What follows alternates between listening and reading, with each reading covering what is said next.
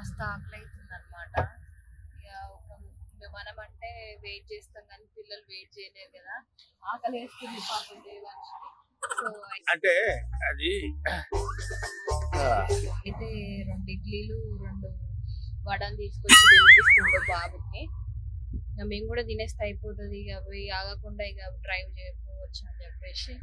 So మొత్తానికి అయితే ఏంటంటే టిఫిన్ కూడా అయిపోయింది. మా కోతులు చూడండి, వీళ్ళని పట్టుకొని ఎడికన్నా పోవాలంటే నాయన వాడికన్నా వాడికి పోయిన ప్రశాంతత ఉండేది ఏది ఉండేది. వాడు సీట్ ఎక్కుతాడు, వాడు మీద ఎక్కుతాడు, తలకాయ నొప్పి ఉంటుంది. మొత్తానికి అయితే ఏంటంటే పొద్దున 6 గంటలకు బయలుదేరదాం అనుకున్నాం. లేట్ అయింది. అక్కడ వాళ్ళు కూడా లేట్ చేసిండ్రు. వాళ్ళు ఏంటంటే అనంతపూర్ నుంచి రావాలి కాబట్టి అక్కడి నుంచి లేట్ అయింది. సో మేము కూడా ఇక మెల్లిగా అక్కడికి వెళ్తే ఏంటంటే పిల్లలు అనవసరంగా ఇబ్బంది పడతారని చెప్పేసి మేము కూడా వెళ్తున్నాం.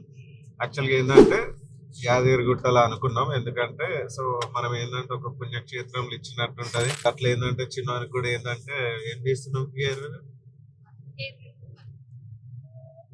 బాస్ గుండు బాస్ అయిపోతాడు చిన్నాడు. ఇక 2 సందర్భాలు ఒకసారి కలుస్తాయని చెప్పేసి ఏంటంటే వెళ్తున్నాం.